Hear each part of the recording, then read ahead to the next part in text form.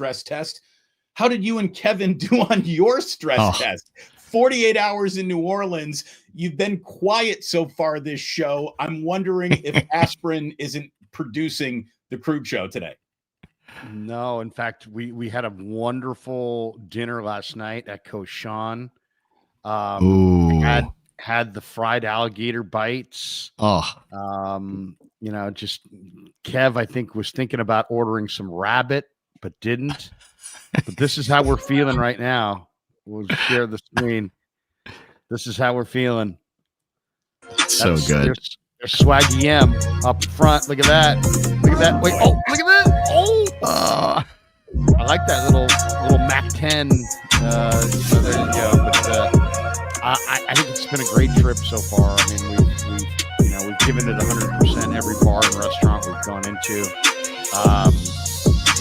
We've drank heavily, but we went to LSU. We went yesterday to Niners Saints, and it was a really good time. And I just think overall, I mean, if you're a 49er fan, I think you got to be thrilled with what you saw from the 49ers in a lot of respects. I mean, it wasn't one thing. I mean, these are team wins, team losses, and man, this was fantastic. I mean, there's a couple things. I mean, I'll let you direct traffic here this morning, Damon, because I'm in a little bit of a New Orleans 3-day fog. But I will say this: between Nick Bosa and Bryce Huff, I think Shanahan described them as closers. Bosa through 2 games has been outstanding.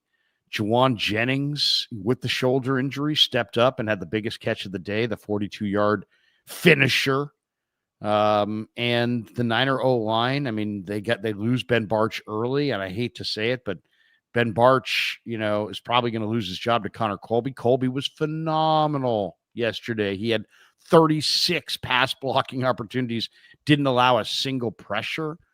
But guys, the reason I'm here to praise Mac Jones, one, I said it all offseason that I really felt like Mac Jones was the underrated offseason addition, because I thought they would guarantee they would get the best out of Brock. And then it also guarantees they got a chance to win the games that Brock can't go.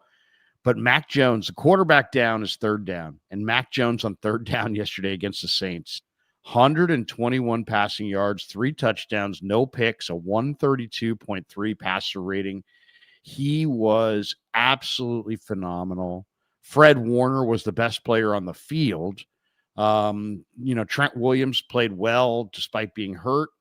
And, the 49ers had a pass block win rate of 80.8%, 4th best among all teams that were playing yesterday. And Colby was 100% clean on 30 pass blocking sets. So, overall, Mikael Williams, huge. Upton Stout, huge. A lot of great things.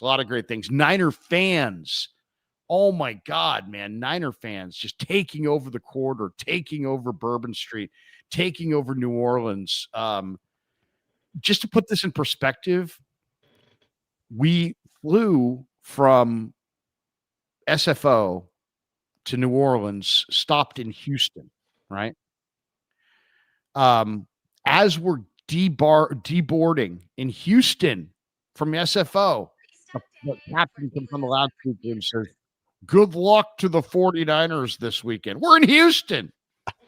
We're not even in New Orleans. Well, you just flew from San Francisco. Like he knows who's on the plane. Yeah, but I mean, there were that many Niner fans on this flight that even in the midst, and there were people getting off in Houston going, "What game are we talking about? Where are the 49ers playing?"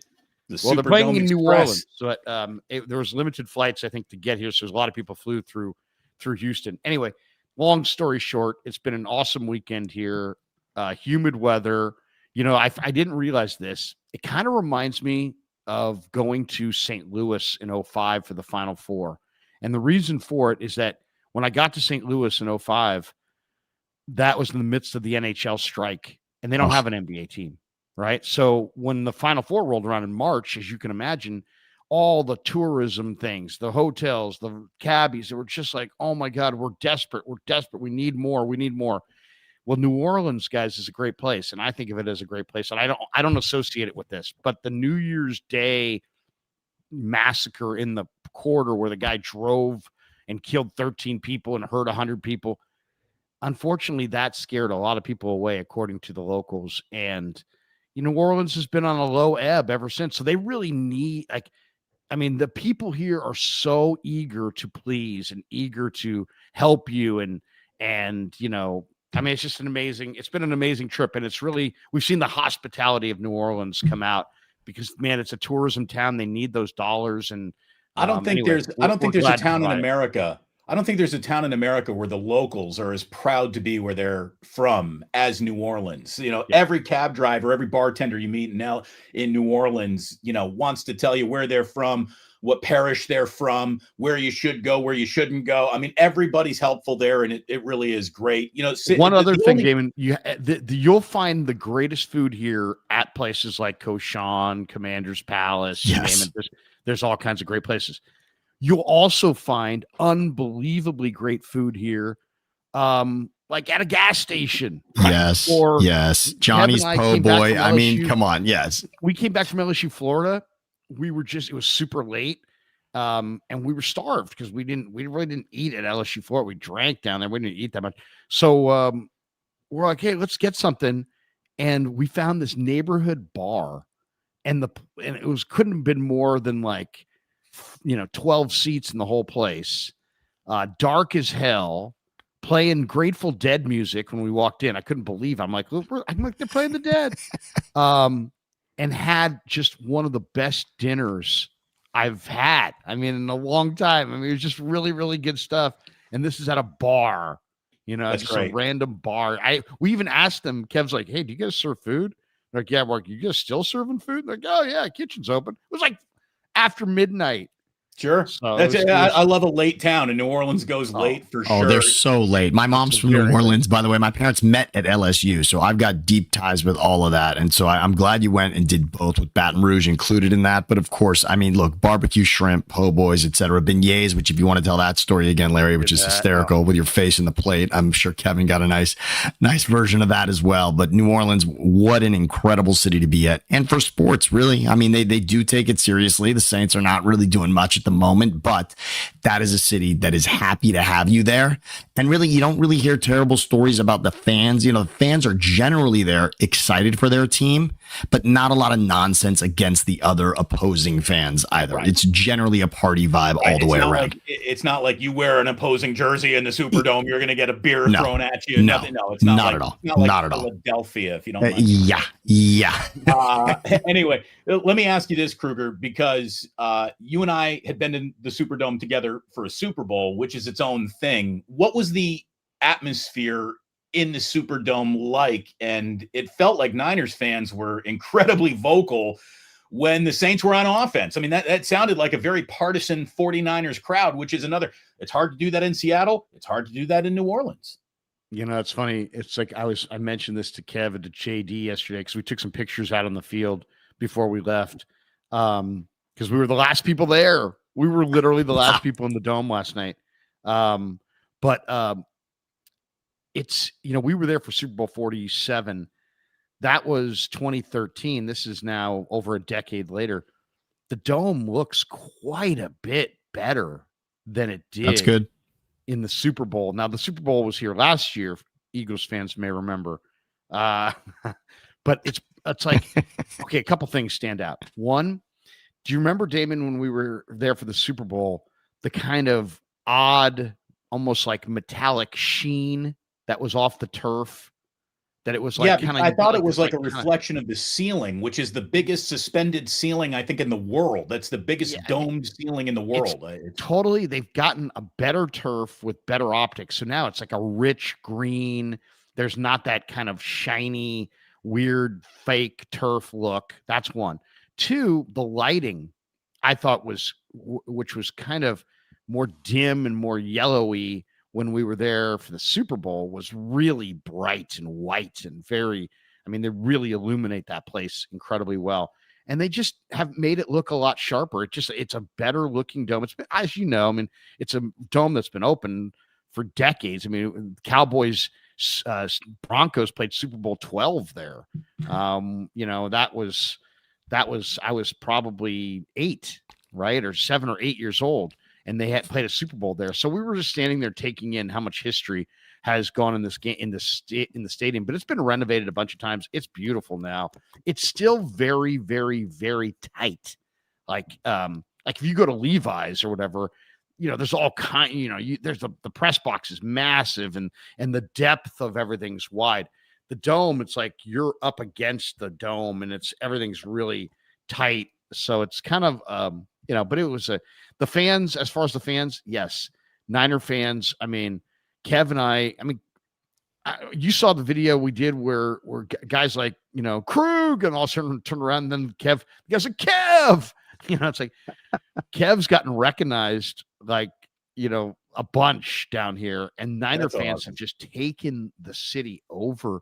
And it really, and Damon and Sammy, it's like, as you guys go further in your YouTube channels experience and grow the channels even more and more, I think you're going to find that it almost lures you into traveling with the Niners. Why? Because so many of the people that love us and love what we bring to the table were their conduit to the Niners, because they're not immersed in Mayoko and Barrows and NBC Sports Bay Area. They probably don't even live in the Bay Area. They're all over the country. And they're all over the country because of Joe, because of Steve, because of how expensive it is to live in California, because people live there and then want to buy a house and say, well, you know what? I want to buy a house. I can't buy a house in Tiburon, but I'm going to buy a house in Arkansas. So now I'm just living in Arkansas, or I'm living in Texas, we've met people from all over the place. And Niner fans travel so huge. And it's like, I've said this before to you guys. The Niners' heyday was the 80s, the 90s. I would say their greatest run was 87 through 94. That's probably the greatest Niner run. But if you just want to talk about fans, this is the greatest Niner run. Right now is the most. Then 49ers take over stadiums. And it's an amazing thing. So maybe more than any other team. Recognize this. So many people came up and we've got invited to so many different tailgaters and parties and all kinds of things. So this is the spot to be. I would suggest, if you're a Niner content creator, you probably should go out on the road at least once over the course of the year, just so you can do some FaceTime with the people that support our channels. And Larry, don't forget also, this used to be divisional. Remember New Orleans and the Niners. This also used to be part of when the divisions before they were realigned. So there's a lot of history here with the Saints and the Niners. It's great. They love that NFC West with the Falcons and the Saints.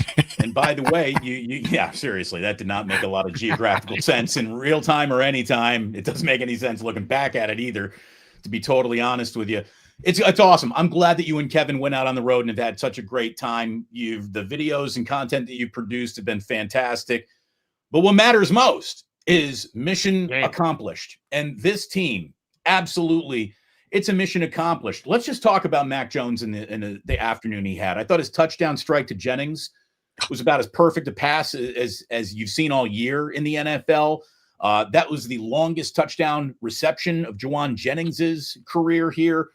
And the thing that was blinking at me is I'm watching this game like a neon light the entire time, was that Mac Jones has the full trust and confidence of Kyle Shanahan, and there's just no doubt about it.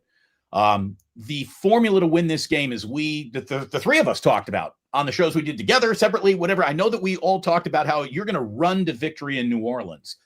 Well, that's not really what happened out there. Didn't happen. I was wrong. Yeah, absolutely. You ask your backup quarterback, I don't care who he is, what his pedigree is, first game playing for you, you're on the road, you are leading the entire football game, which doesn't mean you're going to ask your backup quarterback to throw 39 times, but that's what happened. 39 attempts from a backup quarterback. I don't give a shit what his name is or where he comes from. That doesn't happen very often, and it only happens if A, you're playing well and your coach believes you can do it, and I think they were playing the data in real time. I think they did go to New Orleans to run the ball, but they didn't really run the ball very well. And this offensive line, I don't believe, is built with snow plows to open up a running game. they might be better at pass protection, especially now that Connor Colby got in there and played so well. The 49ers' key to success might be its passing game, not its running game this season. And wait, put a plug in that, because when we talked about all of the panic heading into the season in regards to the weapons that you would have to throw the ball to, not to mention you're starting this game without Kittle to begin with, and Jennings, we don't know at that point when the game starts if he's healthy or not. McCaffrey, his biggest play is a passing touchdown in the end. I said to you, Damon, and I said it to you as well, Larry, this game was going to be Christian McCaffrey's coming out party. I thought this was absolutely McCaffrey's chance to tell fantasy managers everywhere, I'm back and this is it. We're in New Orleans and here I am. I'm going to chew this team up. And instead, you're absolutely right, Damon. This was a Mac Jones plan, and two things that Shanahan knew. He knew that he had an completely untethered game plan. He didn't have to change anything for Mac Jones in his game plan based on whether it was Purdy or Mac Jones. And number two, Shanahan knew Jennings was just fine. Shanahan, whatever we've heard about Jennings and whether it was contract and whether he was injured or whatnot, this is now prime Jauan Jennings. And this we can see now. Jennings as your wide receiver 1 is the key to success here. Jennings WR1 is the key. And Mac Yak, yeah, you better believe it on that play. I mean, that was thrown. I mean, you cannot throw it in stride to just lead a guy to the path, to the end zone. That was it. Mac Jones is there a game that any of us can remember as a New England Patriot that Mac Jones had that was better necessarily than the game he had in his first start for the Niners? I can't. I mean, I wasn't watching very closely. Okay, and I was watching a lot of those games, but as far as Mac Jones credited for a win in this way, this is as impressive as Mac Jones has been, and he was pretty good in Jacksonville last season. He had to play a lot. Did they reunite Kendrick Bourne and Mac Jones here? Was Kendrick Bourne part of that era? So, I mean, yes. Kendrick Bourne, I thought, came back and played pretty damn well in his first game. How about this for a stat? And we'll see if either of you guys can get either of these names. Maybe you saw the note, maybe you didn't. 279 passing yards, 3 touchdowns, and no interceptions. Jones becomes the third quarterback in Niners history to throw for 250 or more yards, 3 or more touchdowns, no interceptions in his first start as a member of the 49ers. Can either of you name the other 2 guys? You might be able to get Mullins. One. You got one. Nick Mullins is one of them. If you get the second one, Larry, you need to be institutionalized if you get the second one. Okay, so it's not CJ Beathard. All right. What's the question exactly? It's which 49er quarterback threw for 279 and 3 touchdowns? First start, I believe, right? It's first start. Right, no interceptions in his first start. Nick Mullins is one of them in 2018. I'm just gonna put you out of your misery right now because the other is Matt Cavanaugh in 1984. That would have been amazing. That would have been a credit to anyone who got that right. He was a really good backup. Well, look, I think the 49ers got a really good backup right now. And I don't want to start the whole, like, we have a quarterback controversy in San Francisco or anything like that. But it was very obvious that Kyle Shanahan was comfortable giving Mac Jones the entire playbook and saying, go, do that. And look, you eliminate his 0-4 start on the afternoon. Whew, what a game he had. And I'll tell you this too. Was that a fumble? Was that I thought that his hand was coming forward, and the only time that I was really disappointed in Kyle Shanahan is that the replay flag did not come out right there. I don't know if Mac Jones's hand wasn't coming forward. Well, for a Damon, isn't all change of possessions aren't they reviewed by the so you're saying he doesn't need to throw the flag for that? So turnovers. All turnovers are reviewed automatically by the people. Okay, all right. Well, now Damon, the difference would be if something is not ruled a turnover, right, and should have been, then you need to throw that flag. That's what happens a lot of times. So if it should have been and wasn't, then you're going to have to throw it. Yeah. Okay. And, hey, Mike Fuss is in here just saying, no, it was a fumble. Oh, wait, I highlighted the wrong thing. It was close, man. It was close. I thought it was a 50-50. Take a look at it. Maybe the football gods will be in your favor. There was another penalty in the game that I thought, what was it called on Upton? It was called on Jauan Jennings, where he was being pass interfered with. I thought it was pass interference at worst, defensive holding at best. and still absolutely no flag on a play where the 49ers were looking to get something done. There were a few calls that I thought did a lot to keep New Orleans in the conversation, but the Niners kept their composure. I mean, really, that was a gritty win by a team that was short-stacked in a lot of areas. And to go on the road and win that game the way that they did, I thought that was just it's an outstanding 2-0 start. All things considered, every moving part that we've been talking about since training camp has not come back to bite them here in their first 2 weeks. And how this sets up for Arizona. Here's the thing. I thought, and by the way, Seattle's looks better. That win over Seattle this morning, I think, looks a little bit better. Does it not? Absolutely. Yeah, if this was college football, they would move up in the ranks based on the Seahawks doing what they did to the Steelers. Absolutely. That does apply. And again, divisionally, I don't care what it is and who the opponent is in the division. Those wins stack up. They matter. And what happened in this game against New Orleans, by the way, you had to put New Orleans out of their misery twice. Remember, you thought the game was over, and then New Orleans gets the ball back with a chance. I don't want Spencer Rattler with the ball on 4th down now, I would say, if I'm a Saints fan. I mean, this is something 2 weeks in a row he hasn't been able to get done. But the Bryce Huff play, and Larry, thanks for putting it on your Twitter account as well, with Baldinger breaking down the way Huff got to that ball. But what a play. And we said it, that the defense was going to have to play a major role this season. We were all excited because of Saleh coming back. You're getting prime versions of Warner and Bosa, and the fact that you're sprinkling in Bryce Huff now and Mikel. The way you're getting contributions now from them, you can see his handprint all over what is happening here. Well, that was Bryce as impressive. That was unreal what Huff did on that play. And that's something, of course, look, as an Eagles fan, that's something that we did not see other than training camp last season. That was impressive. Because that's just not your scheme. It's not. It's you not. see where Bryce Huff was lined up on Frenchman Street. He was so wide in the wide 9. He was outside the Superdome when he lined up for that final play. That's how wide he was. This is why he's perfect for Saleh. It fits. What he does best fits what the 49ers do best. So it was a really, really good game from him. And again, Mikel Williams, let's get back to him.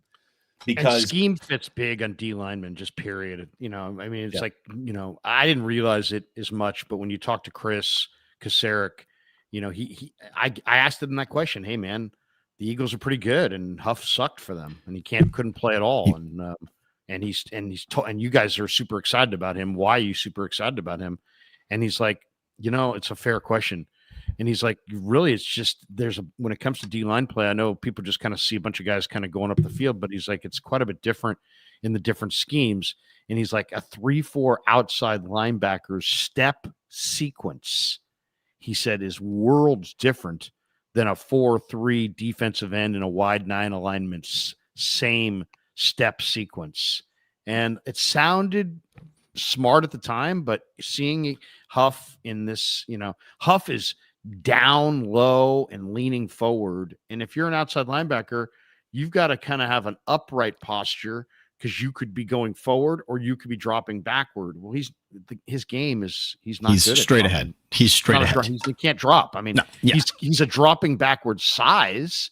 Like he looks like the right size to drop back, but he's just not. He's a 4-point stance, track, get off kind of a guy. He's an up the field guy only, and it's just scheme fit. He fits better in this scheme, and the Niners have themselves I think the most, and we could talk about this. This is kind of a side topic, but if you got into, and I may do a video on this, the most exciting things about the 49ers 2-0 start, to me, one of the most exciting is that their 4 D-end alignment with Gross Matos, who was a 0 all summer, never played at all, total non-factor. Mikel, who's their first-round draft choice, those cats on the inside, with Huff and Bosa off the flanks. To me, that is the most exciting part of the 49ers right now. It's just how incredibly athletic and hard to block their, what call it NASCAR pack, whatever you want to call it, their nickel front, with 4 edge rushers basically all lined up across the front. It's awesome. It's amazing. I saw the Eagles win the Super Bowl twice in the last few years, and I think the Eagles showed something in those 2 Super Bowls that I think the rest of the league is going to start to copy. And that is that in today's football, you got to have all 4 of your guys up front have to be pass rushers. You can't give away. You can't have. I mean, ironically, the Eagles drafted Jordan Davis. He's not a pass rusher. That was going to be my one statement. Although that is improving a little bit, and look what happened week 1. He was forced into that spot, right, Larry? So all of a sudden, Jalen Carter spits on Dak Prescott. Different situation. Jordan Davis has to kind of be that guy in the middle, and it was different. But you're right. You're right. You got to rush in front. You can't, the days of even Evan Anderson, who we really love, right? He's a really good run defender. But the Niners were like, hey, give us Jordan Jefferson. We'll put Evan Anderson on practice squad. Why? Because Jordan Jefferson is big, strong, and he has a great first step. He can rush the passer. You have to be able to rush the passer from all 4 spots. And now teams aren't even making any illusion of it. I mean, Mikael Williams is a defensive end. Yatir Gross-Matos is a defensive end. But they're playing inside at defensive tackle on passing downs, and they're too much for the guard. So this is something there's lots of things to be excited about. I'm very excited about that 4-man front when the Niners can get a lead and try to finish teams off. And one thing to say here for those that aren't going to, sorry, Damon, I just want to say before everyone gets excited. Now 2-0, this is a great time of the year where you're going to see a lot of content on 2-0, 0-2, right? Who is sort of pretender contender, right? Because we all know there are 0-2 teams that end up in the Super Bowl. There are 2-0 teams that don't make the playoffs. And so where do you slot, the Niners, where are they slotting within this, right? Is this 2-0, but it's all just done with tissue paper and duct tape? Or is this 2-0 and we're really feeling like this is something? The benefit of having the amazing schedule the Niners do is that you can stack wins. The problem with it is the rest of the league is not going to take notice in the way that Niners fans want it to happen. This is going to be a slow drip. Oh, that's great. Let them be under the radar. Fine. You're right. That's absolutely. Let the Niners be off page 1 for a season or 2. Yes, that'll be nice. That'll be nice. I guarantee you they are happy with that too. To get back to the interior rush of this defensive line, it's a copycat league. It's a copycat league. What one team has success with today, everyone's going to try to do tomorrow. And about 2 seasons ago, the 7-step drop basically died. Your 5-step drop is now your real big, we're going to wind one up and uncork one downfield. And the 3-step drop, ball out in under 3 seconds, is standard operating procedure. I think that this has taken defensive ends, which used to be so valuable, and muted their actual value because the ball is gone before they're there. So you're watching teams take their best pass rushers and move them inside because the fastest way to the quarterback is a straight line. Instead of coming around the edges, you just come through the line. So I just think that we're looking at the evolution of the modern pass rush. And this is what you were saying, Larry. All 4 guys got to be able to get to the quarterback. What a shame Javon Hargrave, who literally was like, this is what I'm good at as a defensive tackle, didn't show that to the 49ers when he was out here. He just got bullied in the run game and didn't really affect the pass very much.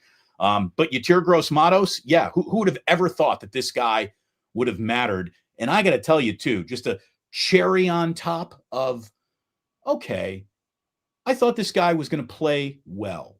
I thought this guy was going to have a good year, but I didn't think that this guy was going to be like, I'm affecting the outcome of games level difference maker. Hello, D. Winters. Dude, I mean, first of all, we've officially put Fred Warner in we expect so much excellence, we don't even salute it when we see it anymore. Fred Warner is Steph Curry going 8 of 12 from 3. Anybody else plays like that, they're on the front page. But it's Curry. He just did it again. Fred Warner is unbelievable. He is, I think, the best defensive football player maybe in this league. If your question is, can he do everything? He can do everything. Fred Warner can do everything. D. Winters playing next to him is a beast. An absolute beast. I'm really impressed with Winters, who is all over every defensive play. Every time I look up, D. Winters is walking away from the huddle, walking away from the scrum. He's there. He's in it. He is all over this field. I'm very happy with what I'm seeing out of him. He's been great. He has. And it's funny. if you go back, when I first noticed D. Winters was in the national semi where he got the MVP as TCU upset Michigan, and it looked like he was blitzing. And I mean, he was just in the backfield. I mean, it was crazy. He was getting upfield with ridiculous, reckless abandon and making plays in the backfield. So I talked to him about it, right? The first time I interviewed him, I said, D, let's go back to that national semi against the Wolverines. You were just living in the backfield. I go, were they blitzing you there? And he's like, no, man. He's like, no, those weren't blitzes. That's just me. I was just doing my film study, and I was just attacking it. You know, they were pretty predictable in some of their formations and some of the looks that they were running out of, some of the plays they were running out of certain formations and certain scenarios. And we had a lot of time between, you know, the end of the season and the bowl game, and I had all kinds of time to kind of get deep into the playbook, deep into the tendencies. And he's like, that was all just film study and knowing the tendencies and reading and reacting, getting up the field. Well, okay, so that takes a level of intellect and a level of experience that, you know, usually first and second year players don't have. And we really didn't see that TCU D. Winters until this year. And wow, this year he knows that. I asked Johnny about him, Johnny Holland, that is the linebacker coach. And he's like, you know, he's the most improved player we have here because he really does know the defense and he's just attacking it. And, you know, when you're smart and you also have the physical gifts that D. Winters has, and then you get experience and you got a guy like Fred you can watch. I mean, those guys, I mean, I thought Fred had the biggest play of the game. If you said, what was the biggest play of the game? I had it down here in my notes. It was in the second half. And what happened was, Fred punched the ball out. It was the Saints' seventh possession at the very end of the third quarter. Niners had just gone up 19-14, right? So the Niners have a 5-point lead, but it's you know, late third quarter. Saints get the ball on their seventh possession, and this is when Rattler scrambled on first down, and then D. Winters got the penalty for the late hit out of bounds. So like one play into the drive, they're already crossed the 50 and they're in Niner territory. Then Rattler finds Olave on 1st and 10, and they're down at the 36-yard line. Then Kendry Miller ran for 6 yards, and they're at 2nd and 4 from the 30. And you're sitting there going, shit, these guys are going to make it 21-14. And this is going to be a battle royale, even though they look sloppy. The Niners look better. The Saints are going to wind up with a lead here at the end of the third quarter, and I don't like the way this is going. 2nd and 4 from the 30. Rattler goes to Kamara, and here comes Fred Warner. Who's still a beast, by the way. Freaking Alvin Kamara, man. And he punched that thing out, and they ruled it one way on the field. They said it was a catch, but that he was down by contact. Shanahan smartly challenged it. The Niners won the challenge and got the football back. And literally 5 plays later, Jones is hooking up with Jauan Jennings on that 42-yard pass. And instead of being 21-19 Saints, or, you know, it was 26-14 Niners early in the fourth quarter. I thought the game, that was a huge challenge, and it was a huge play by Fred. And I asked Ricky Pearsall about it in the locker room afterwards. He's like, man, I got bruises up and down my arms from training camp because Fred just practicing that punch. And, you know, it's like Fred trained as a boxer in the off season. So that punch is getting more and more power behind it every day. So yeah, he's perfected it, man. And it's like you can't force a fumble if you don't try to force a fumble. He's trying to force a fumble on every play. And, you know, it's really smart. I mean, it doesn't matter if you give up a 5-yard gain, if you get possession of the ball.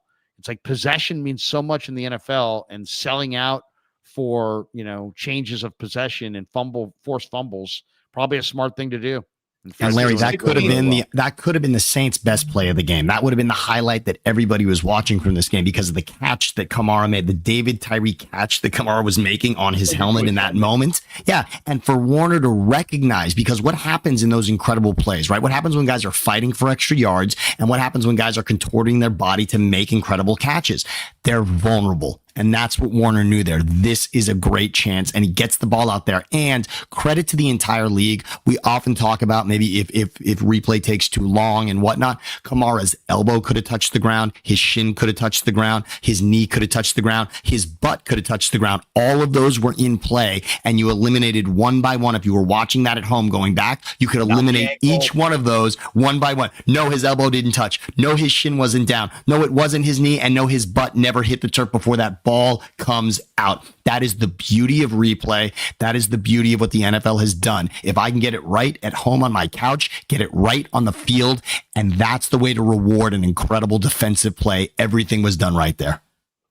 16 forced fumbles in his career for Fred Warner now. That is the most in 49ers franchise history since the forced fumble became a statistic that they tracked in 1994. Is that good? Fred Warner also now has 54 pass deflections in his career. That surpasses Hall of Famer Patrick Willis now for the most since that stat became official in 1994. So what we're looking at in Fred Warner is probably a Hall of Fame player at the peak of his powers in the prime of his career. And enjoy, everyone. The guy puts on a hell of a show, a team high 11 tackles, a forced fumble, a pass deflection, and a fumble recovery yesterday in New Orleans. He was special. It is special to have all of you here for a Victory Monday. Like and subscribe. The Krug Show, Damon Bruce Plus, Thinking Out Loud, Siciliano, and Sam. We are streaming on all 3 channels today. If you could give a little love to all 3 channels. And Larry, again, I know that your trip was made possible by the generous contributions of your sponsors. I feel like we've gone too long without giving any love to our sponsors. Let me just say, Ike's, we love you. Your sandwiches are delicious. And hey, on your way out of New Orleans, Larry, you can stop at an Ike's and get a sandwich. He's got a restaurant there. We're just on the edge of the quarter, I believe. And, if you can't join your favorite content creator in New Orleans, maybe you can join them on West Portal on October 4th for Plus Mania. On Saturday, October 4th at 4:20, we're going to be getting together. We hope Larry and Kevin can maybe be there. There's even a rumor Sam Betesh is going to go to LAX. Wow. And end up at the Dubliner. I'm just throwing that out there. Exactly. So no, it's a beautiful very thing. Exciting. Very exciting. I love the pig and the pickle shout outs you were getting in the quarter, Larry. Dude, that was so amazing. That was all organic. It was crazy. You're like, this isn't a plant. It's not a plant. Are you a plant, sir? Did I plan to have you here at this moment? He's like, no. Dude, we're doing a morning video in the quarter, and we got spotted, and then it's the Niner fans are out in full force, and the Krug Show's gotten a lot of love. It's really, Kev, who's like, hates to blow me up in any way, and he's like, Dad, there's all kinds of people recognizing us down here. The channel is blown up, and thank you to Claudaddy Arcades for sending us here. He's a great follow on Instagram at Claw_Daddy_Arcades to find a location near you. His location in Capitola Mall is open right now. It's open today. You can go there if you want to check out the arcade in Capitola Mall. And he's got another one opening later on this year in Visalia Mall. And thanks to Claudaddy Arcades. Once again, great follow on Instagram at Claw_Daddy_Arcades to find a location near you. And of course, the Krug Show brought to you by Pig at a Pickle, the best barbecue in all of Northern California. Check them out. They're in Emeryville. They're in Corte Madera. They're open 7 days a week. And man, if Damon Stainbrook could see how many people recognized Pig in a Pickle and yelled Pig in a Pickle at us in the quarter last night as we were walking around, unbelievable. Absolutely unbelievable. It's just incredible. So thanks to Damon and Mary and the good people at Pig in a Pickle. And also, as you can see on the screen, the Krug Show, this 49er football season is presented by Sleeper. So Sleeper is the fastest growing fantasy platform in the world. It's a one-stop shop. You get blazing fast news, real-time stats, group chat, season-long leagues, and of course, Sleeper picks.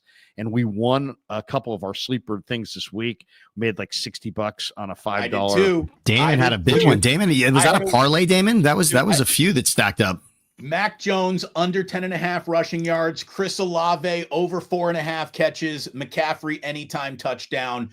Ka-ching. Beautiful. Yeah, beautiful. We had a four banger. We had Ricky Pearsall over, and it was 55, and he had 56. Yeah, so that one barely crept over. But then we had Kamara over. It was like over 50 yards. That was a gimme. Rushing. He's a stud, by the way. He's still. How is he still doing this? Well, I would say this: the Saints are going to be a factor in the Super Bowl race, only from the standpoint of they have Chris Olave and they have Alvin Kamara, and those two guys are probably going to be two of the most heavily coveted, replacement trade pieces. Trade pieces. Trade pieces. Yeah, between now and November 1st, which is the NFL trade deadline, my prediction is the Saints move maybe three guys, but definitely Olave, definitely Kamara, and possibly even maybe one of their defensive players. Speaking of defense, can I ask you both this? I want to ask you both, speaking of Saints defense, is it amazing that Chase Young doesn't even get on the field for this team? Right, but what I don't understand is he's been irrelevant. I mean, frankly, when the trade went down for him to join the Niners, I thought that was going to wreck the league. And it's been a whimper ever since then. I'm stunned. Cadillac it. I mean, I called that out. I mean, seriously. I mean, I'm not patting myself on the back on this one, but I did call that out. I called that out to Kyle Shanahan in the presser the week after the NFC title game. I said, hey, I watched the film. You have guys Cadillacing on the backside in the fucking NFC championship game. Wild. I'm like, is that your culture? And he gave me a look, and I'll credit Kyle Shanahan, man. Kyle Shanahan, do you think he liked that question? Hell no. Do you think he, was probably wishing me dead in that moment? Maybe. But you know what? He's real. And I don't think he hated the question, Larry. I think he was almost he's like, he was disgusted by the action for sure. Yes. Not mine, yes. He's upset with Chase in that moment. Yeah. And dude, I got to tell you. So, I mean, sorry to interrupt you, but he goes, he's like, that is absolutely not our culture. Okay. The next day, Lynch had a meeting with the media in the press room and was like, that is absolutely, he's like, we talked about it internally. I don't think you're going to see that again. Okay. That was, then we get that same day, Steve Wilkes comes into the presser and he looks right over at me and he's like talking about Chase Young and the lack of hustle. He's looking right over at me the whole time as he's saying it. I don't know if he was pissed or not. He should have been, and then in the live mic copy of Super Bowl 50, whatever, with the Niners and Chiefs, you have Chase Young in the pregame next to George Kittle, and Kittle's banging his shoulder pads. And he's like, Chase, we don't have any meetings next week. We don't have any lifting next week. We don't have anything next week. It's now or never. It's all. He's like, and Chase Young, I swear to you, you can go look at it yourself. Looks at George Kittle and says, I won't let you down. And then what did Chase Young go do? He played his ass off in a good Super Bowl. In the Super Bowl. So, sometimes guys don't realize that they're Cadillacing and that they need to be challenged a little bit. And I'm glad that came out the way it did. But yeah, he's come on, man. He's not the same player that he was at Ohio State. No. Let me just, since we're talking about Shanahan a little bit right here, because Kyle Shanahan has been, motherfucked in a way that you would think the man walks around with a losing record. There is a portion of 49er fans which just see no satisfaction in Kyle Shanahan whatsoever. And to these people, what I would tell you is, what do you need to like your head coach? Does it have to be Bill Walsh or George Seifert? Because Kyle Shanahan, people still lionize the great memories of Jim Harbaugh around here, and don't blame Jim for blowing a Super Bowl the way that Kyle gets blamed for blowing Super Bowls. Kyle Shanahan yesterday earned his 72nd win with the 49ers. He is now the third winningest coach in franchise history. Only Bill Walsh and George Seifert have more wins than Kyle Shanahan. So again, if Kyle Shanahan's not good enough for you, he's literally good enough for the history of the 49ers to now be the third winningest coach in the history of this great historic franchise. He passes Buck Shaw, who, by the way, coached the team out of World War II into the mid 50s. I mean, so it's time to look at what Shanahan just did without Kittle, without his full complement of wide receivers, with a backup quarterback on the road, and just say, all right, even he ain't perfect. I'm going to find some itch to scratch every single game because we're just all so critical. By the way, Eddie Pinheiro missing that first point after touchdown. That was so. Come on! If you don't couldn't have been scripted. That could not have been scripted any better right there. Just all right, kicking game. All right, no problem. Special teams, we're here. We solved everything. Boom! Just disaster. Martin Scorsese go cinema. Good God, this guy is a really good coach who hasn't won a Super Bowl. That's the proper way to describe Kyle Shanahan. Any other, let me try to fit in my opinion of what I like or don't like about Kyle Shanahan. You're getting it wrong. The correct way to describe Kyle Shanahan's place in the NFL is he's the best coach in this league who hasn't put a pelt on the wall. That's who he is. And it's close. And there are others who even have, who you would say maybe you would even take Shanahan over in a situation. Shanahan is that good, and he does more with less, which is what you want out of your coach. To me, Shanahan and LaFleur, I would say LaFleur's close and getting there, and Shanahan's been to the pinnacle much more often than LaFleur has, frankly. Shanahan has been there in those games that LaFleur has not gotten to, and Shanahan has put this team in position to get that next ring. And you're right, Damon. When you're comparing, I just don't understand. Comparing LeBron to Jordan is that you hate LeBron because he's not Jordan. Again, you're saying you hate Shanahan because he's not Bill Walsh. Do you understand that when the comparison gets to that point, how much you have to like Kyle Shanahan to be in that conversation? So understand that you actually like him more than you're pretending that you do. You know, football coaches are intense individuals, and they're hard to be around. Bill Walsh didn't last very long. You know, some of these guys don't last very long. Jimmy Johnson, believe it or not, he was awesome, but he was like a shooting star. He didn't last very long. Eventually he had to jump to TV. I get the vibe that Sean McVay is kind of like this guy. He's going to have a great success. I don't know if he's going to last really long. As far as, you know, just Shanahan, I think is going to last long, but it's a bottom line oriented thing. And it's like, you don't just luck into winning Super Bowls. You know, you have to have everything. You know, I think the Niners mindset has been like, hey, let's just keep being good and eventually we'll get it done. And I don't know that that's the way it gets done, but I kind of, you know, and I don't want to go against John Lynch, but if you said to me, Kyle Shanahan, what does Kyle Shanahan need to get over the top? He needs a better GM. And I mean, I love John Lynch as a guy, but I mean, they're not hitting.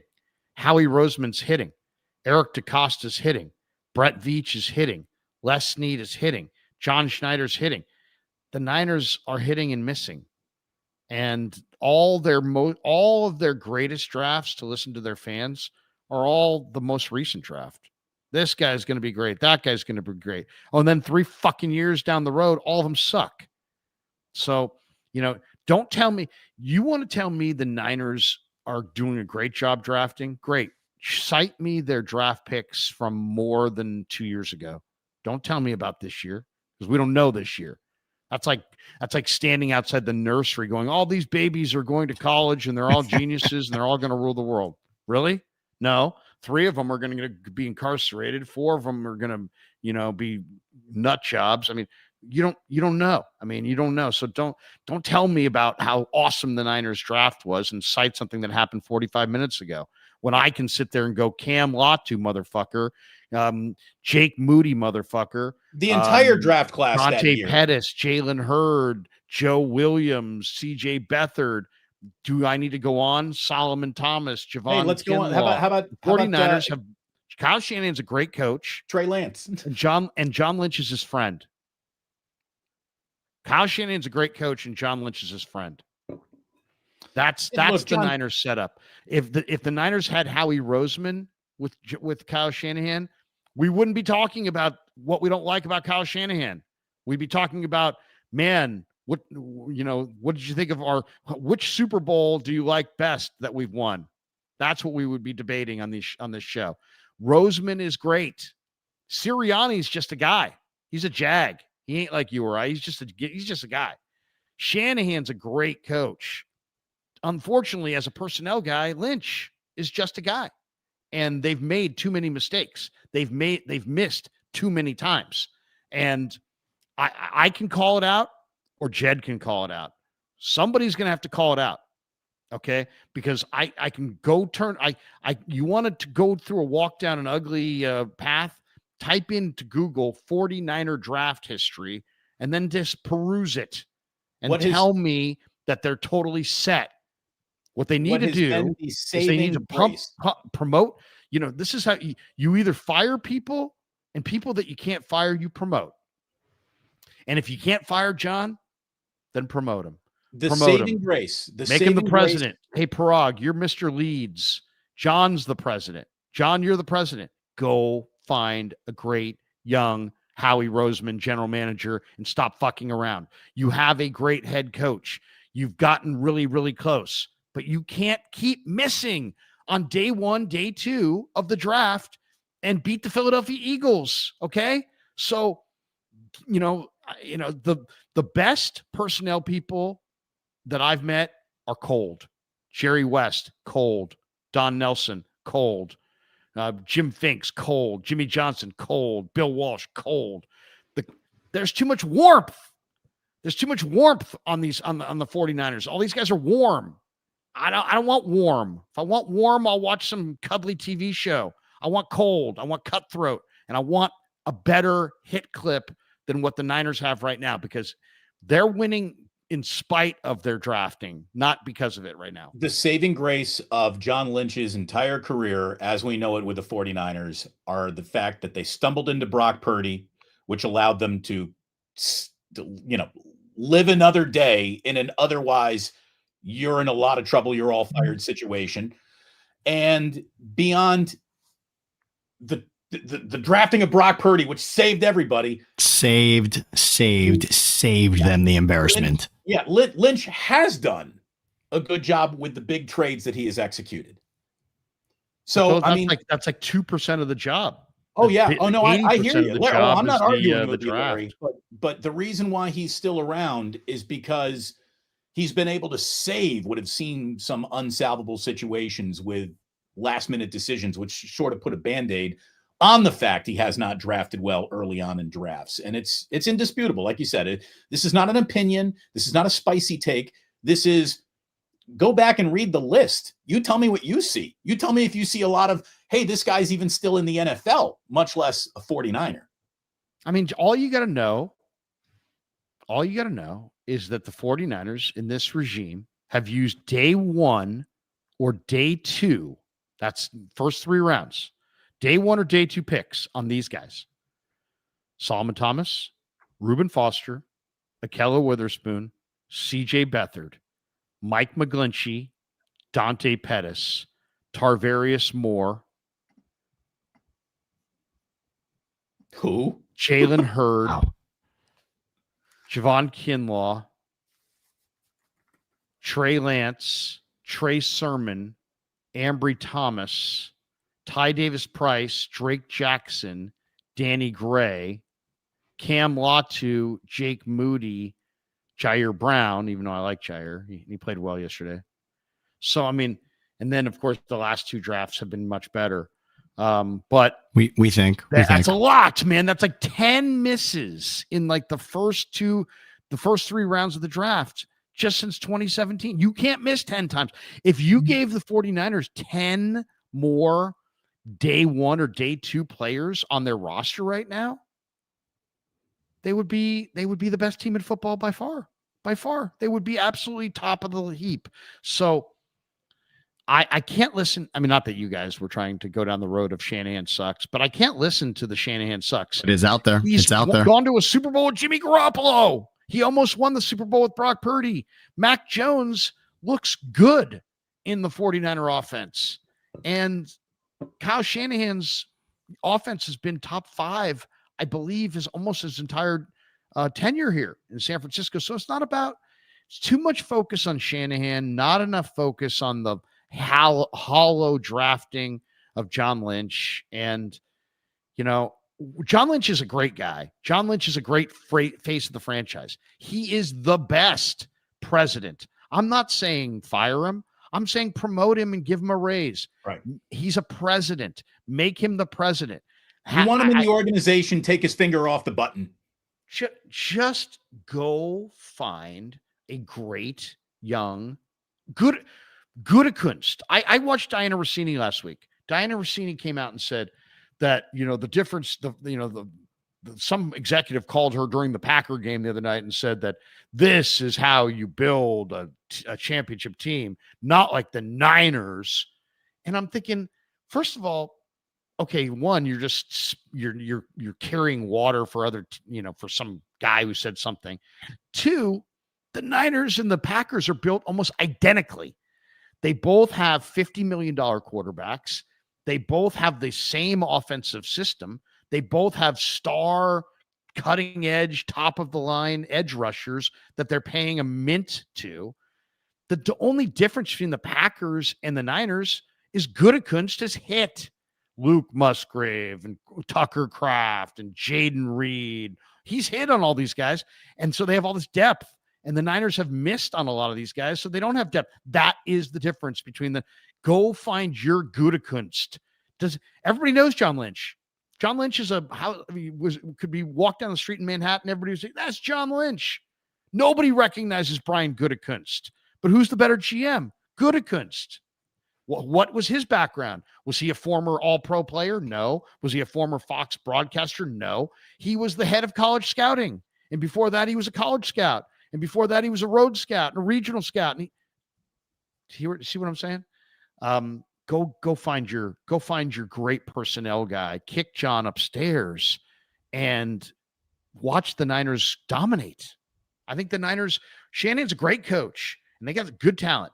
But if they could somehow maximize their draft in the next 3 or 4 years, they will win multiple Super Bowls in the next decade.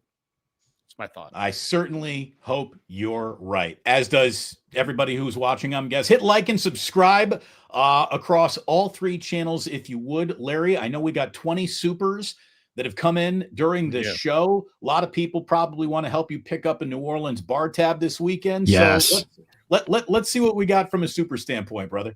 All right, here we go. Away we go on the supers. There we go. News. Bryce Eldridge has been called up to the show and will debut tonight against Arizona. Thoughts? What is this? The KMBR morning show? This is the day after. This is the day after the 49ers won. A guy who's going to strike out 38% of the time, and is probably a year from being ready. Probably doesn't excite me. I think there'll be a home run or two early, and lots of people making idiotic proclamations, and then he'll hit 083. And remind us all why he probably should have been called up. But hey, I'm glad it's better show, right? I'd rather watch that show. I'll say this: I'd rather watch any game that includes Bryce Eldridge than any game that doesn't, because of his kind of circus size and power. But I would love to see the guy who is dubbed as the #1 prospect in the Giants organization come up and look great and take a job and keep it. That never happens. It's never like, hey, you know what? We put our #1 prospect into a big league lineup. It worked. It worked well, and it worked often. That just does not happen. Everyone is Dan Ortmeyer. So let's see. And it kind of sucks that Bryce Eldridge doesn't get to debut at home either. Like, you're going to have him debut on the road in where are they playing tonight? Arizona. That's a lot of teams take that tactic where you kind of want to creep a guy in, and now there's not the pressure of the home crowd, and maybe he gets a hit under his belt, and he feels it a little bit as a major leaguer. It also goes to show you just the unraveling of the Giants season overall. I mean, this is the fact that this is the excitement that's going to happen. It's ridiculous. They're a game and a half out of a wild card. They're a game and a half out. How many games left? 20? 13 games left, game and a half out. They totally blew it over the weekend because the Mets lost twice, but the Dodgers put the smackdown on them after they won on Friday on the Patrick Bailey walk-off. Come on. What a night Friday night must have been, huh? That was fun. Anyways, this is that not Grand the Slam was, show. Let's get back to the 49ers. Right, let's go. Joseph Ehrenberg, felt good to finally see some good quarterback play. Oh, get out of here. Get out of here. Get out of here with that. And again, by the way, it was good. He was good. Mac 10, by the way. That's Mac 10. Mac was fantastic. By the percentage way, of Niner fans in the dome, Larry. Oh, 65% Niner fans. That's pretty awesome in a town that cares a lot about those Saints. That's pretty cool. By the way, it ain't easy to get to New Orleans. No. From San Francisco. There is no direct flight. No. It is humid as hell here, by the way. Fuji Simeon says, what was the percentage of Niner fans at the Superdome? There you go. You just said 65. Nice. JC Mania, D. Winters is an absolute rocket on defense. I used to describe women as rockets, never football players, but there you go. Everybody sees a rocket. You say, hey, did you see any rockets? I said, yeah, at LSU. LSU for sure, Florida, yeah. But there you go. Fuji Simeon, 49er fans stimulating local economies for every road game. LOL. When do the Mac Jones is better than Purdy start appearing from Chris Brockman? LOL. I would say that's a great question, actually. Let's tackle that on its face, because Brock's going to be out, and it's the nature of the injury where rest is a good thing. So if they win next week, why would you play Brock the week after? If they win that game, why would you play? Why wouldn't you roll with your backup quarterback if your starting quarterback has legitimate borderline some variation of turf toe, which we know can be? Joe Burrow is going to miss months. Yeah, that's the worst possible version of it. Yeah, of course. I think again, the backup. Does Mac Jones light it up next week against Arizona? Will people then? Because guys, I think we're naive if we think that if Mac Jones continued to play this way, that Niner fans would just. I don't think they would show Purdy loyalty. I think they would be like, this guy's the guy. Trade one of these guys. I'll say this: if Mac Jones plays awesome, the Niners have him under contract for next year, so they could absolutely trade him. Mac Jones will be good. Mac Jones will be good for 4 games. That's what happens. Is a good backup quarterback in this league. It is about the consistency, and it's about what happens when people start to collect tape on you, and that is the difference. And Mac Jones does not have the escapability of Brock Purdy. I would say, if I was going to identify it on one thing, Brock Purdy is sneaky good at getting away from pressure and getting into situations where he can deliver the ball down the field. Mac Jones cannot do that. 4 games, and Purdy will be that guy. The Mac Jones dirigible might come down to earth a little bit against a better pass rush like Arizona next week. But here's what he can do. Beyond igniting a fan-driven quarterback controversy, what he can do is buy time for Brock Purdy. And he bought an extra week with the way that he played. And I don't think there is hey, Alex Smith was healthy, but this is Kaepernick's job now. No. Not when you just gave that guy $53 million. No. So Brock will come back into focus as his team's starting quarterback. But what Mac Jones has given the 49ers is the gift of time. And that's going to help the stress test that they just passed in New Orleans. We have an update, by the way. Jay Glazer reporting that Brock Purdy could return in 1 to 3 weeks, which is sooner than expected per Jay Glazer. So there you go. I think what I would want to be targeting if I were the 49ers is the Rams game on Thursday night. That's when you want to bring him back. I would say just roll with it. Whatever you do, don't force him back. Just let it play out. You're winning games. Just continue to play your schedule and see where it goes. More rest. I would, if you I have Brock as my fantasy quarterback, so I'd like to see him in there. Aaron Rodgers didn't do great for me. By the way, Murph talks so much trash about my freaking fantasy team. He's 0-2, and I'm 10 points away tonight from going to 2-0. Nice, Larry. Congrats. Led team. Will I get 10 points combined tonight from Cameron Dicker, the kicker, and Omarion Hampton? That's the question. You're looking good, unless the Chargers decide to throw the ball as much as they did in week 1. So that'll be the one thing that'll keep you away from Hampton. Omarion Hampton's supposedly going to get 12.4, and Dicker's supposedly going to get 8.3, and I'm down 104 to 94. Hey, by the way, I had Austin Eckler on my team and Joe Burrow, so I will be all over the waiver wire today. By the way, I love when you meticulously set your lineup, and then at 5 p.m. you check and you realize you were up against Amon-Ra St. Brown on Sunday. So check. It just nothing you did mattered at all. You might as well started Brandon Ayuk. Fuji Simeon in the house. He said, trying to imagine Robert Saleh and Larry as workout buddies. That's great. I don't know, man. I bet he could probably outbench me. He could outbench me. Who's spotting who? Yeah, well, I'm not a great spotter, but I don't need a lot of spots either. I don't max out. I'm 55. I'm just trying not to tear a pec. PWS said, you didn't even have 100 yards. We won. Wait, who's you? So I can explain this. If neither one of you have seen this, I know what this is exactly. This is from the Eagles and Chiefs game. So the game that was in Kansas City, the end of the game, Chris Jones, the Eagles are kneeling on the football, and Chris Jones says to Jalen Hurts, you didn't even have 100 yards. And Jalen quietly says, we won the effing game. Oh, which is amazing. By the way, it's an interesting morning in Kansas City. I said it going into this game. I said the Eagles are going to beat Kansas City. They're going to basically announce to Kansas City that their whole, we just didn't show up that one day. No, they're better than you.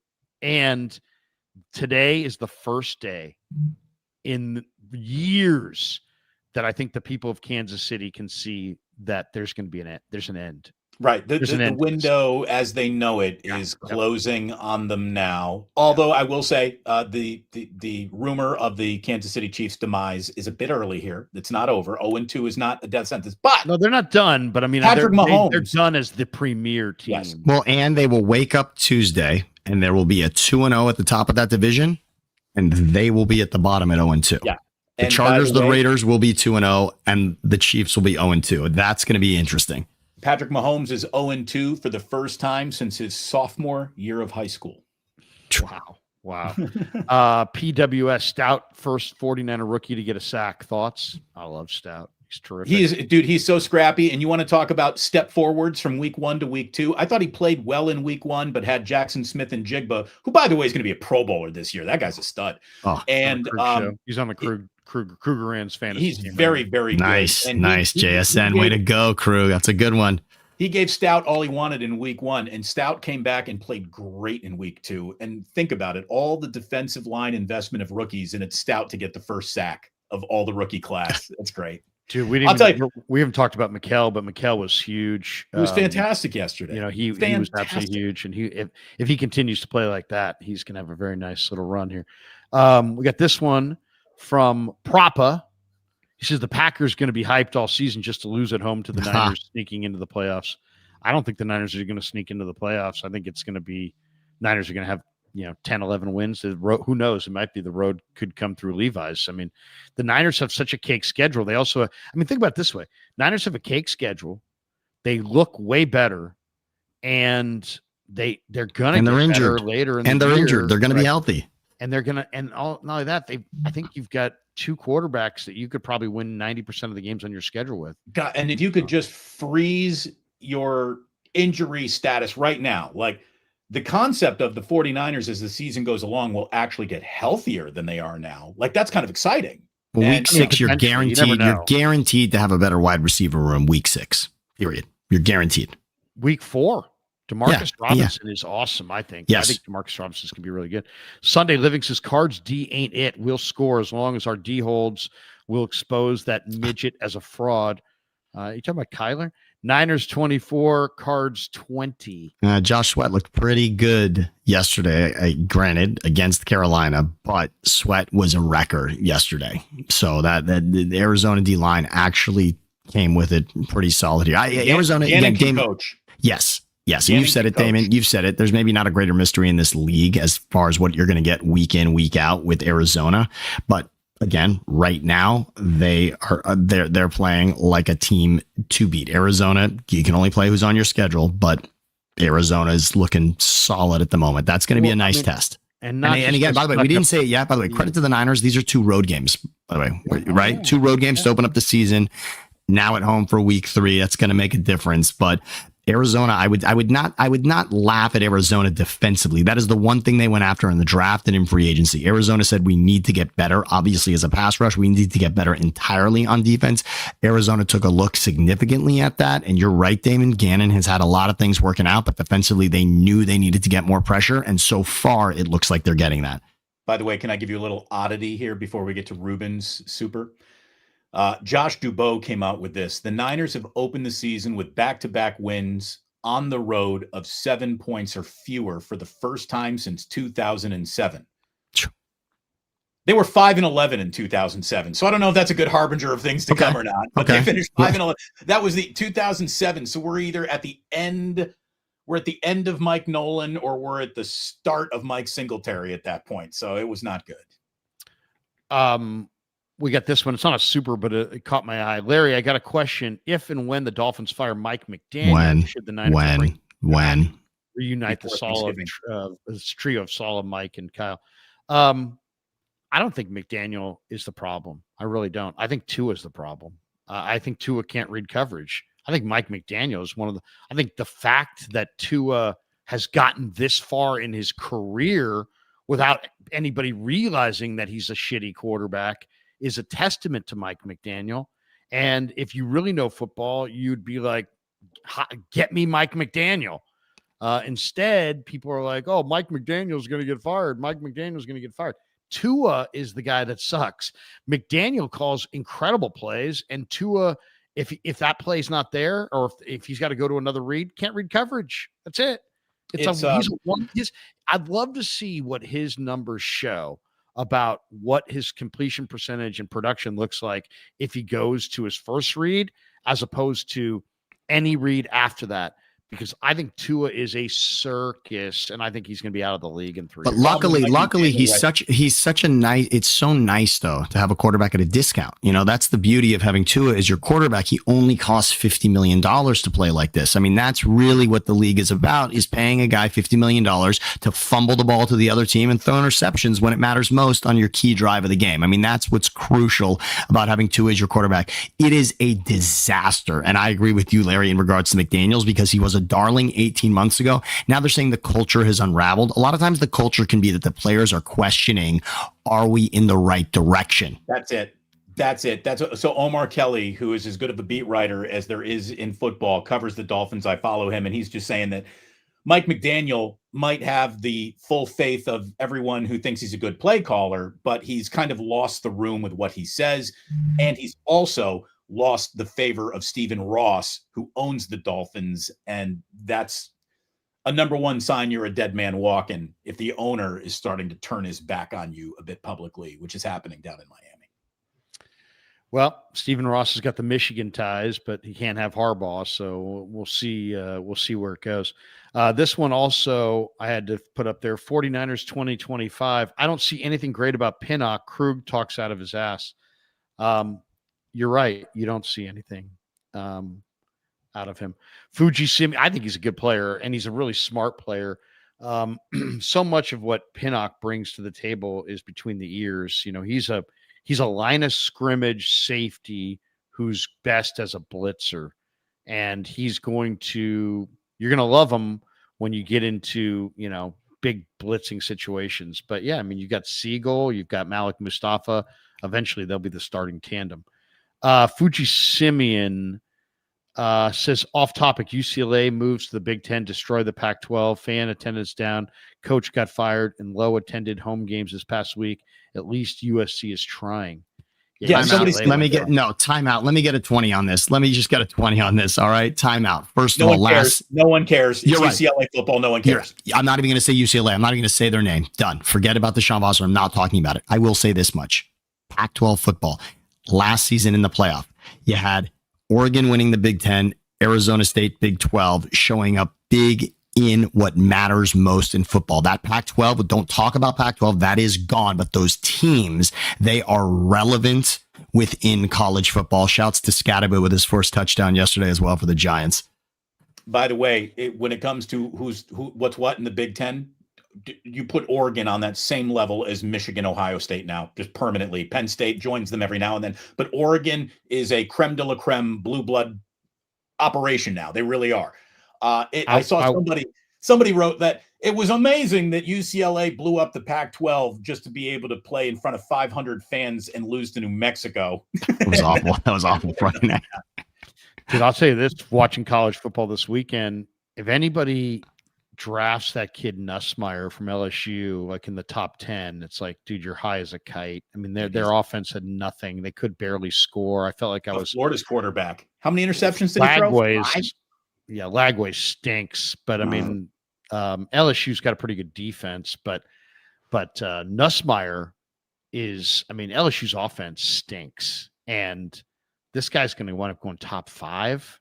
How was the atmosphere? How was the anyone who turns on the tape of the Bama, by the way, Larry, the Bama game last year, Nussmeier, that's all you need to watch. It's a catastrophe. Yeah, I mean, Nussmeier, I mean, come on, he's going to go top 5. He's going to go top 5, maybe top 10. But the atmosphere, Damon, was absolutely amazing. Just everything shuts down in Louisiana when LSU is playing. I mean, they just got the hardest of hardcore fans. The other thing too, it's like, I've never been to a football game where nobody leaves ever. Nobody leaves. They don't leave. It's like, because Kevin, I had the press credential, but I don't want to sit in the press box, right? I don't want to sit the last thing I want to do is sit in the press box. But I got the press credential to get me in. Kev got a ticket. There's at the very top of the stadium in the end zone, there's a area called the Sky Club. And you can go up there and you're up top, bird's eye view. And so we just kind of hung out up there and stood and sat in like the last row and just hung out with people. And we had a great time. But I mean, it's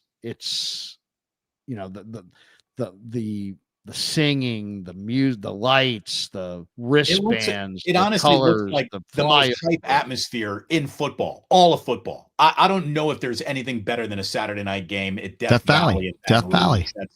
These people are so about the win and so about their team that there was not one person that left their seat. And I was looking because I was looking to sit down.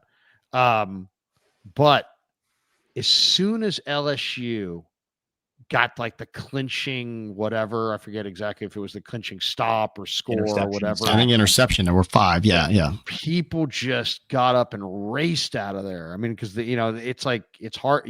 It's like the closer you get in, the harder it is to get out, kind of a thing. So you want to park kind of on the perimeter and get. Anyway, it was great, unbelievable, unbelievable atmosphere. They it's just. The humidity makes it just incredible drinking weather. Like, you can't drink enough ice water. You can't drink enough beer. You can't drink enough whatever you're drinking.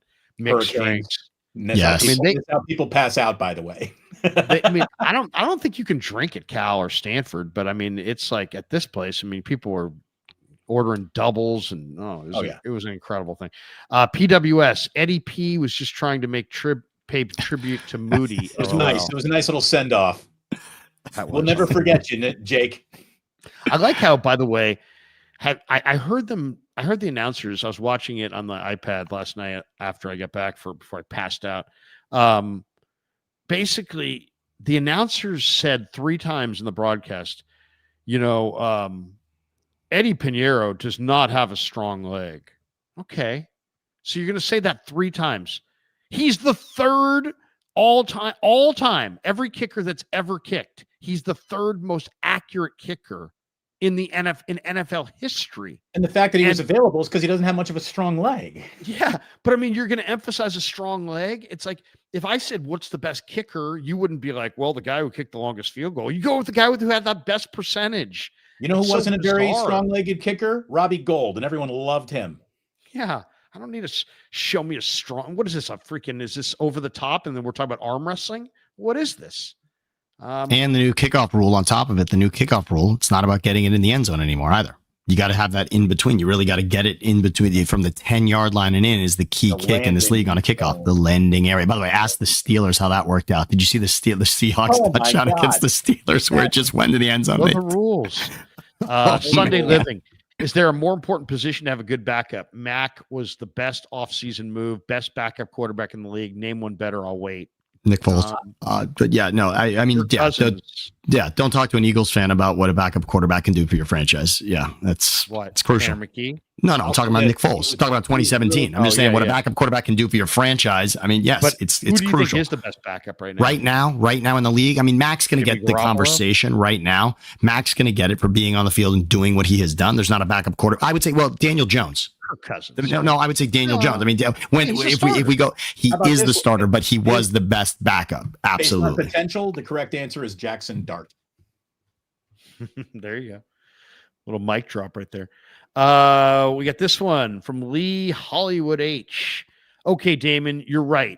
I'm one of those who is not a Shanahan lover, but he was fabulous yesterday. I don't use that word enough, fabulous. So, yes, giving him props today, but all capitals, win the damn Super Bowl, man. Appreciate you, Lee. Thank you very much. Feel free to drop a 20 on my channel since you're calling me out correctly. But, I appreciate you. And yes, all caps, win the Super Bowl. That's the only thing left to do. Is there a comma after that Super Bowl, or is win the damn Super Bowl, man? What is the Super Bowl, man? Yeah, Super Bowl man is that like I Marlon love the Man? Super Bowl man. That's like Marlon Man. Home with me. All right, I'm just joking. I'm when I was in high school, we had a quote. We had quote, senior quote. Yeah, and I put, "I'm the best baby, and you better believe it." I'm the best baby. But I didn't use any punctuation. There you go. I'm the best baby. I just basically called myself the best baby. It's really didn't wear well over time. Fuji Simeon, even John Madden was burnt out from coaching. Look, coaching is not good for the human body. Being an NFL head coach is not a good way to extend your life. It's just it's bad for you. Seriously, you want less stress? Go be the president. Fuji Simeon, even John. Okay, we got that one. Just did it. Thank you, Fuji. We got this one. James Foster, 2023 draft picks netted CMC. Yeah, good pivot. Equals home run. All right. Once again, we're talking about 2023, 2024. Let's go check the drafts before that. That's the rank and file of this team. Joseph Ernberg, Kyle deserves 14 seasons minimum. That's awesome. Hey, here's the thing. The 49ers, and I saw this. This is a pretty good one here. Listen to this, and this would be the counter to this, to what he just said there.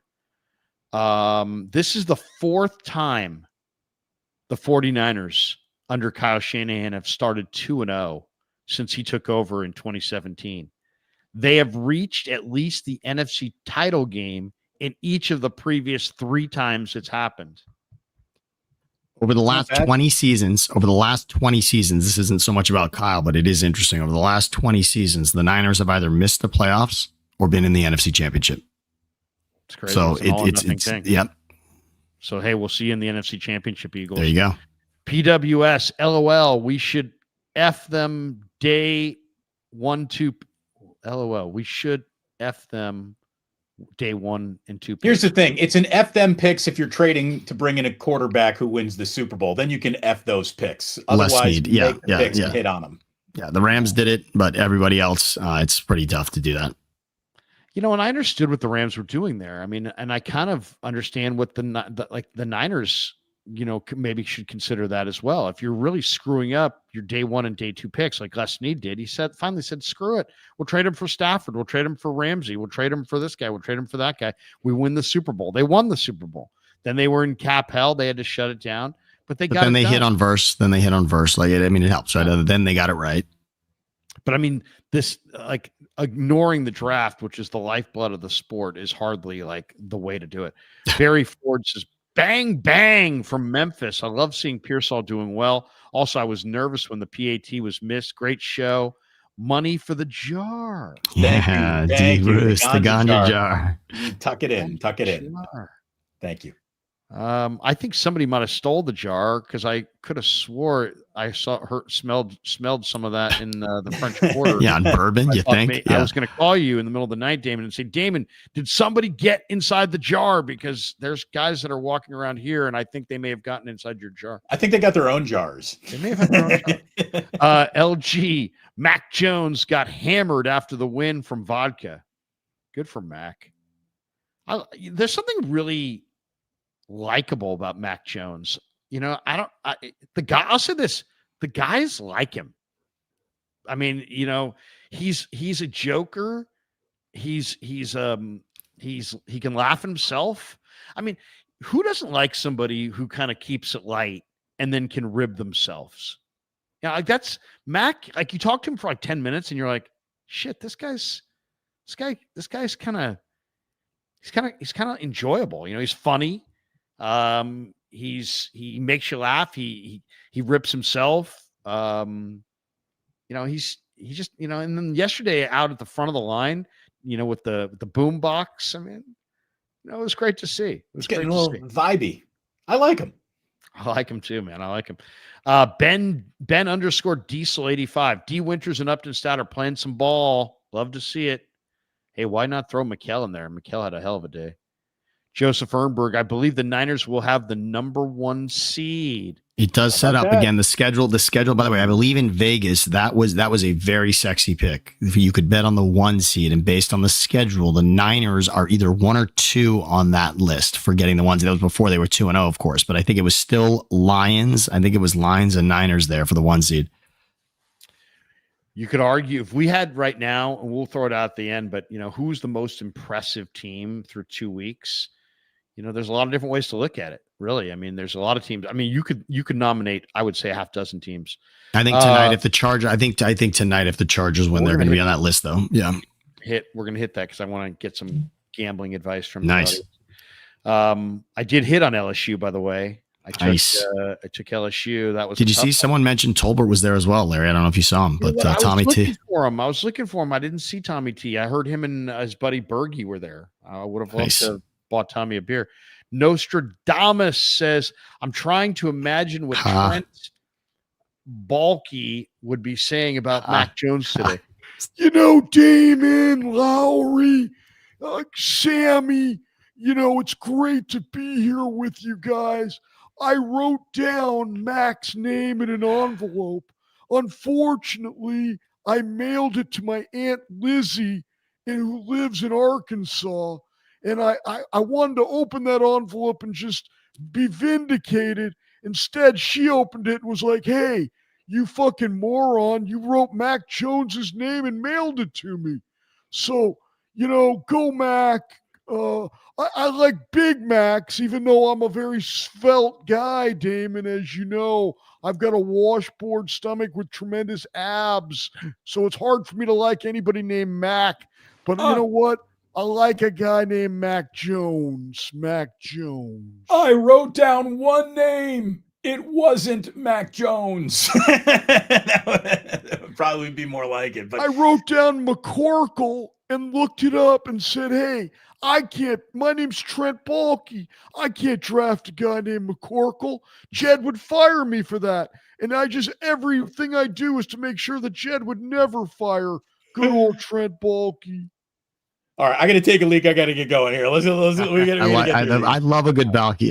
The Baalke take is only one upped by of course the ode to Razor. I mean that's it. That's it. Thank you, Sammy. Thank you. I love LSU. You can drink. I could ride around in my Miata. There's lots of young girls. Fuji Simeon. What's your take on fines for fans storming the field in college football? I hate the fines. It's awesome. Let kids have a good time. Again, there should be no gray area. There should be no gray area. You're drinking on the streets all night, or you're in jail. That's it. Fines, forget about it. It should be that. You're either so egregious that you end up in jail, or you've done nothing wrong. Yeah, I would say if you're, I'm sure there'll be somebody who sends us this girl at Texas State got, stomped on, trampled. It's like, don't you care? Yeah, we do care, but I'm not going to legislate everything out, every unsafe thing out of our world. Joseph Ernberg, Damon, how about those Bears? Dude, I'm saying it right now. Caleb Williams stinks. I thought about you all day, Larry. I thought about you because I had said after the Monday night game where everyone was excited because JJ McCarthy had a nice fourth quarter, I said, I do not need to see and watch for the rest of the season either of these teams. I don't want to watch the Bears or the Vikings based on what I saw week 1 Monday Night Football, and that was proven true in week 2. Neither of those teams I want to watch. Fuji Simeon Boo By saying, the way, I think I'd rather have Jordan Mason than Brian Robinson. Just throwing that out there. Oh, interesting. Yes. but Nice. you also have to Pop. lose Marquise Siegel. It Fair was enough. a twofer. It was a twofer. Boo saying Nacious, Larry. There you go. We got this one. Brandon Green, Larry. We already went over it. What would Trent Baalke say? He would say, hey, I know a guy named Brandon Green, and I'll tell you what I like more about Brandon Green than Renardo Green is Brandon Green's got a little bit of an E at the end. By the way, anyone who's picking on Renardo Green saying he didn't play very well, let me tell you why Renardo Green might not have played very well. It's because he is the only corner that they're throwing at. Because Diamador Lenore, without anyone noticing, in 2 weeks has turned into Deion Sanders. They don't even throw at Diamador Lenore. Scout's good too. They have zero success. So they are going after Renardo Green, who is good, but being picked on. That's all. Steve says, bang, bang, keep the faith. And Angel Murillo says, I'm glad they didn't pay Greenlaw. Winters is a stud. Yeah, Greenlaw, poor Greenlaw, just can't get on the field. I mean, that would have been one of those things with your heart, not your head. And man, I'm kind of glad they didn't do that either. But I mean, I really love Dre Greenlaw, and I wanted him back, and I know the Niners did too. Sometimes you got to do, what you got to fight the heart and go with the head. All right. Look at it this way. Yeah. Did you see Hufanga chasing down Jonathan Taylor as well, by the way? Oh yeah, it was an impressive defensive play. But Larry, you were saying how Lynch needs to be less warm. He was pretty cold when he made that decision on Greenlaw. But then you hear that they went back. I really don't think he made the decision. I think Greenlaw. You got to remember this. They got on a bird and went and begged Greenlaw to try for the optics. I think Greenlaw decided. But yeah, I mean, it's unfortunate. It's a young. I mean, all you got to say is this. If you're debating in sports, in football, between the young guy and the old guy, go with the young guy. I mean, it's just pretty much. Go with the young guy. It's a young man's game. Say whatever you want. Too early rather than too late. That is the rule. Too early rather than too late. The fans are never going to like it because those are the names that they know. But early rather than late. They're invested. I mean, I get it. And I'm invested. I have a Greenlaw T-shirt. I love Greenlaw. I know the guy. I really wanted to see him stay to teach the young guys. But you know what? There is no role in the NFL for teachers. They're called coaches. Sammy, it's always a pleasure to see you. I'm glad you could pop in. Love Larry, this. What time's your flight out today? It's not today. We're flying stay tomorrow. the week, Larry. We're stay flying the week. Tomorrow at 5 a.m.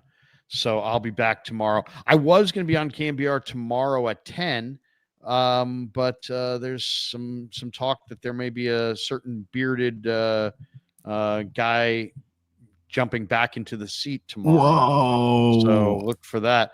But you didn't hear it from me. I do have to tell everybody before we get out of here, because we are big fans of Habas Law. Thanks to Habas Law for sponsoring the Krug Show. They're a fantastic sponsor. I've told you before, my dad has been my late father was an attorney for 40 years. And, used to tell me all the time about the difference between a good lawyer and a bad lawyer. And, the one thing I love, Omar and Tarek Habas, they're great people. They're great attorneys. And if you need a great attorney, you need to give them a call. For more than 40 years, Omar Habas and his son Tarek have been standing up for people, right here in the Bay Area, if you're watching locally, but they're fierce, relentless attorneys. They don't back down until justice is done. They're partners with the Giants, the Earthquakes, the Sharks, San Jose State, and others. Habas Law is outstanding. If you need someone in your corner, call the firm the insurance companies are hoping that you will never call, and that's Habas Law. They will fight to make it right. Visit their website, habaslaw.com, 1-800-INJURED. And on this note, we'll finish with this one. Tonight is the Monday night doubleheader to wrap up week 2. It's the Buccaneers and Texans in a game that starts. Oh, I guess they start at the same time. And then Chargers Raiders.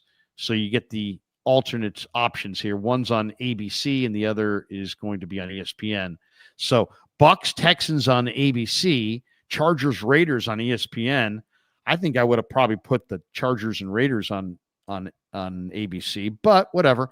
What do you guys like tonight? It's Texans -2.5. It's Raiders -5.5. By the way, I went with the Ravens in the survivor pool. So Kev and I are alive for one more week. Still do you guys have a vibe or a thought on tonight's game? I've got 2 on that. Houston was abysmal from an offensive standpoint. They scored 9 points against the Rams. I expect Houston to be on track at home. I do. I expect this is a lot of scoring in this game. I like Houston to cover that.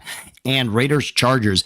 If my call on the Raiders being real, this is the home opener. This has to be a massive performance. I don't know if it's Genty that goes crazy. I don't know if this is a Geno game, a Brock Bowers. Maybe it's Max in the end who gets after Herbert. But I like the Raiders to be hype in their home opener to say we're actually back and ready to do something.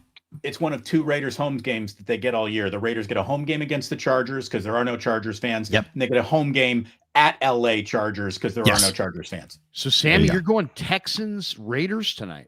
Exactly. Yes. Yes. Okay. Kind of wild. Damon, what do you think? What do you? I need Gianti to have Ashton Gianti to have a big game fantasy standpoint. That's all I care about happening on a Monday night. Give me Ashton Gianti going nuts. And I'll remind everyone, the Carroll Harbaugh rivalry, it is real again in the AFC West. Remember it from the NFC West. Remember it from the Pac-12, our second Pac-12 reference of the day. But remember, Harbaugh and Carroll, that's what's cool about seeing this tonight. I think I got to go against you, Sammy. I think I got to go the other way. I can see your Texans pick. I don't have a lot of conviction there, but I definitely like the Chargers tonight. I think the Chargers are maybe the best team. You got the Chargers in the Super Bowl, don't you? I have Chargers Niners. Yeah, Chargers Niners, right? Yeah, right. Yeah. That's who very do you cool. guys have? Who do you guys pick? I don't pick Super Bowl. You don't pick Super Bowl. I didn't necessarily, although I did see this as a Bills season. I didn't necessarily have opponents, but I liked the Bills to complete it and finally kind of get over whatever hump you want to call it. Have a fun day in New Orleans, Larry. Seriously, dude, man. it's going to be incredible. We're going to call it right here. We are an hour and 40 minutes into our live stream. There's over 2,000 people watching this thing on different platforms, whether it be on X or on YouTube. Once again, Sammy's got Thinking Out Loud with Siciliano and himself. Give a like and subscribe on Sammy's channel. Damon, of course, has got the Plus. Give a like and subscribe on Damon's channel. The Krug Show is right here, and we hope you guys are loving it. And if you're watching Damon or I on X, thanks for watching. Wake up. We brought Sammy in on this Monday, and Sammy, great to see you. And we'll leave it with this one. Jose Julian, it's a great name. Also goes by JJ, hopefully. He says, Krueger looks like a cartoon with that fan over his head. The spinning cap. The spinning cap. That's a cool cap. Right. Nice with the red and the yellow and the white. Yeah, that's great. We'll get you one of those, Larry. Yeah. Anyway, that's going to do it for us. Thanks to all of you. Thanks to everybody. Thanks to our sponsors. There are links in the description for all of our sponsors. If you want to help any of our shows, shop our sponsors. It really does help.